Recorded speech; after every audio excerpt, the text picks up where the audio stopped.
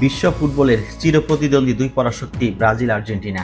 একদিকে বর্তমান বিশ্ব চ্যাম্পিয়ন আর্জেন্টিনা তারকাখচিত ভারসাম্যপূর্ণ দল, অন্যদিকে অডেল প্রতিভায় ঠাসা ব্রাজিল।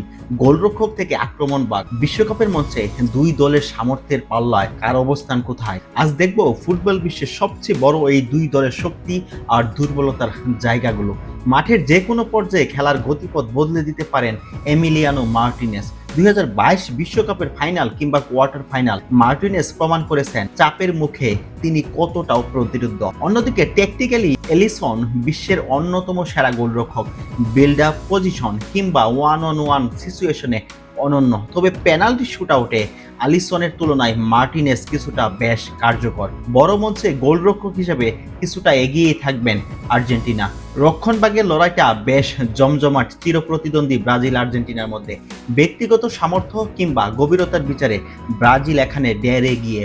মার্কিউনিস, ব্রেমার, আর্সেনালের গেব্রিয়েল মাগালায়াস নিজেদের সেরা ছন্দে আছেন, তবে ব্রাজিলের ফুলব্যাক পজিশন নিয়ে কিছুটা দুশ্চিন্তা থেকেই যাচ্ছে।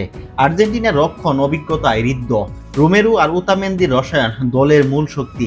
আর্জেন্টিনা মূলত রক্ষণভাগকে একটি ইউনিট হিসাবে ব্যবহার করে, তবে কার্যকর বিকল্পের অভাবে আর্জেন্টিনার ব্যাকলাইন কিছুটা চ্যালেঞ্জের মুখে পড়তেই পারে।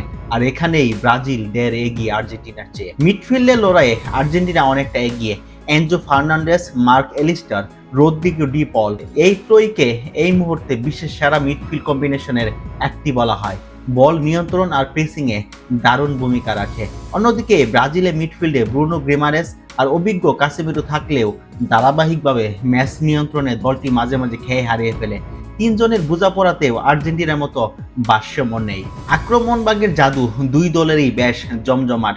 Vinicius, Raphinha, Neymar, Endrick. আক্রমণে ব্রাজিলের গভীরতা ও বৈচিত্র্য অভাবনীয়। যে কোনো মুহূর্তে ম্যাচের দৃশ্যপট বদলে দেওয়ার সক্ষমতা রাখেন তারা। আর্জেন্টিনা অত্যন্ত কার্যকর ও শৃঙ্খলাবদ্ধ, কিন্তু আক্রমণভাগে তারা বেশি মেসি নির্ভর। লাউতারো মার্টিনেজ কিংবা আলভারেজ দারুণ ফিনিশার হলেও পুরো দল মেসির উপর কতটা নির্ভরশীল তা আর্জেন্টিনার জন্য একটি সতর্ক বার্তা। এই গভীরতার কারণে আক্রমণভাগে ব্রাজিলকে কিছুটা এগিয়ে রাখতে হয়। সব মিলিয়ে আর্জেন্টিনা দল হিসাবে অনেক বেশি ভারসাম্যপূর্ণ আর মিডফিল্ড শক্তিশালী, তবে ব্যক্তিগত প্রতিভা আর আক্রমণভাগের গভীরতায় ব্রাজিল যে কোনো সময় অঘটন ঘটাতে সক্ষম। তবে সব কিছু মিলিয়ে আর্জেন্টিনা বেশ ডের এগিয়ে। বিশ্বকাপের মঞ্চে শেষ হাসি কে হাসবে তা দেখতে আমাদের অপেক্ষা করতে হবে। আপনার মতে কে এগিয়ে কমেন্টে অবশ্যই জানান।